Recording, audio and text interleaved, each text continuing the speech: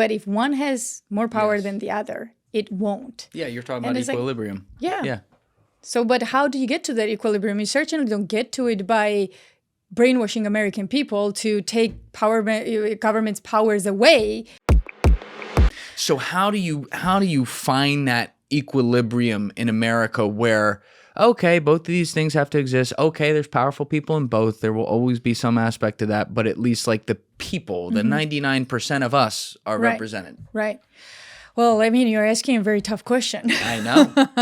And it's really hard to answer because I always thought, I don't know what exactly like your thoughts are when it gets to corporate or government, right? I actually thought, I think Americans have been brainwashed into thinking that corporate should have more power. I actually thought that no, I think it should be government. And I'll tell you why I think that. Because government, I can vote in, vote out, and I can impeach.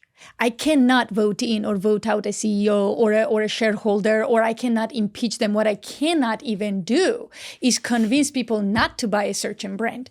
They will still go for it when there's like, you know what I mean? Like there's need for it. And you saw what happened with what was that company that was in hot waters recently for like child trafficking? Cracker Barrel? Oh, like no. Sorry, Cracker Barrel. That wasn't where I thought that was Anyway, going. the point is I don't remember exactly which company it was, but they got in hot waters and their sales, were affected like a month or so. And that's it. Right. For child trafficking? Yeah, something like that. Like either child or sex trafficking. It does. Anyway, the point is So it's like that, a company? Can we pull Yeah. up who that was? like, I think, was it Wayfair? That's what I was thinking. Was it Balenciaga? Wayfair. People I thought think. they were like shipping kids through. Yeah. Wayfair. Oh, come on. I don't know if that's true, but like I'm giving like example, All right, so right? it's not true. Yeah, All but right. it was bad PR for. Like, Oh, I'll a few bet it years. was bad PR. I didn't hear Right. about that. So what happened is something like this goes out, right? And it still didn't really affect them. Do you understand what I'm saying? Mm-hmm. And like Amazon, everyone knows that Amazon's employees are working like, slaves pretty They wear much, right? diapers Yeah. because they can't take a fucking bathroom There you break. go. Thank you. So that stopped Amazon sales? Like people got all of a sudden very, honorable and said, we're not going to buy from Amazon anymore. No. So you can't fight corporate world in any way. You can vote them out. You can vote them in. You cannot convince people not to buy from them. You can't do that. But what you can do is you can vote in a congressman. You can vote for your government in or out. Right? Like you can change these people. You can impeach a president because you have good guys that you voted for. Like there you have some power. But what power do you have in a corporate world? I agree with the corporate world part. It just becomes tough on the other end because, hey guys, if you haven't already subscribed, please hit that subscribe button. It's a huge, huge help. Thank you. The corporates pay the politicians that you vote in. Good point. Well, then you start freaking lobbying. Stop freaking lobbying. Like you stop lobbying. I would like that. There. And this just, I just never could wrap my head around why is lobbying allowed and why is foreign lobbying allowed at all. Like it's crazy to me. So stop doing that and you have cleaner version of your government. And then the government can regulate the corporate world.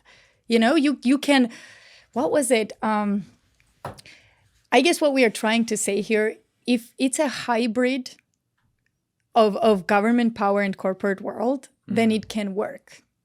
But if one has more power than the other, it won't. Yeah, you're talking And about it's like- equilibrium. Yeah.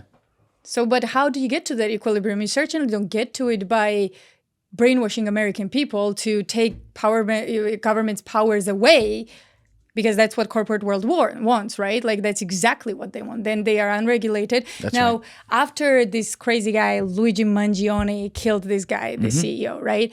Now they started this narrative, well, we should hide all the names of corporate CEOs and all that. Now you can't even get to them and know exactly who they are. Okay, like how is that good? How is that good? You can lose that battle. It's not. This is where, I'm an optimist with things. I think we work through things. That doesn't mean you don't have bad times, and you can't recognize that though. And this is where I look at this certain fragility that we have in society now, where it scares me a little bit because there is such a gap. And let's call it what it is. What underlies everything we're talking about Right. is the American dream, and to be more specific, economic opportunity. Right. Now, both still exist in this country, but we can all read charts. And you look since the early 1980s, the chart is absolutely clear as day. You see it go like this. Exactly. To where you have a smaller and smaller class that has more and more money, and the middle class of America, which is where the American dream of, like, you know, suburban life, family, white picket fence and a dog, and everyone dies happy and doesn't have to worry about their Right. retirement. That's where that lives. That has shrunk more and more and more. And there's a million factors that go into that. But I think what that does to society, of course, is it takes away hope, it generates anger, and it also then can feed on fear. And we are seeing all of those things come together right now, to the point that, you know, I don't like the healthcare system at all. I think it's horrible. By the way, they pay off the whole government too. So I think Exactly. it's despicable in a Yeah. lot of ways. It's a group think problem. When I you agree. then suddenly have a part of society saying, therefore, a rando can rent a city bike, drive down 57th Street, and murk a guy at 6 Right. a.m. in the street in New York because of the job position Right. he has. I understand your anger at the industry. Don't Yeah. disagree with that. The precedent of that, and the fact that so many people are like, yeah, that's fine, that's a little scary to me. That's very scary. Like, the problem is in people themselves. Yeah. But these people have been brainwashed by who? The corporations? Yeah, and the CIA. Why do we call this military industrial, I would add intelligence complex? Like, from the days of TV and radio, that's what they've been preached. Like, they've been brainwashed. So you can't expect, and above that, they are too busy. So that goes back to, like, do we really have the economic opportunity as we think we do in this country? That's another question, right? Because, like, compared to who? Because the most important thing we need to ask in life is compared to what and compared to who. Because you can say, I'm smarter than Elizabeth Lane. Okay, great, good comparison. But if you say I'm smart, like, compared to who? To Einstein? Or Right. to me? To someone else? Like, maybe you're dumb compared to Einstein, right? So that's what I'm saying. Like, Americans think that they still got the best in this country of the world, but that's not true. It's no longer true. In what ways is that not true? In many ways, there are countries that are much more developed than us. There are countries that are More developed? Yeah. Like, are you talking about, like, architecture and In infrastructure? any way, like, excuse me, like, take the U.S. and the Arab Empire and Dubai. Right. Like, what are you talking about when you infrastructure? Like, have you been outside in New York? Like, you would get a heart attack. And New York's supposed to be the skyscrapers and all the, you know, because certainly I don't have that in Utah. So yeah, like, more developed in what way? So is your healthcare system in top 20? No. Okay, then education, what about that? No. I can argue that even, like, I travel a lot, okay? I travel all the time. So travel is needed to understand what's really going on in other countries as well. I could argue that there are countries that, even with, like, day-to-day lives, are happier, more well taken care of, whether it gets to your income, you know, maternity, paternity leave, or whatever. So then the question becomes, why are we still stating that we are the best?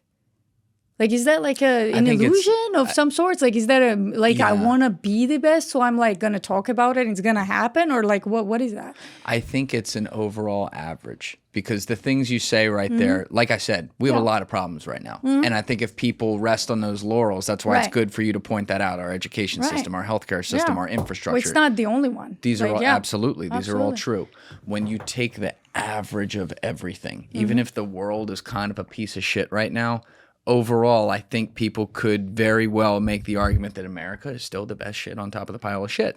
And obviously that's a very pessimistic, cynical way of Yeah. putting it, but you understand what I'm saying right there. It's like a friend. I'll use an example of a friend of mine, Rajaratnam. Okay, he was an immigrant. He's from Sri Lanka. came Yeah, to this country. compared to Sri Lanka, yes, I would agree. Well, yeah, but like meaning he came here when he was young. Yeah.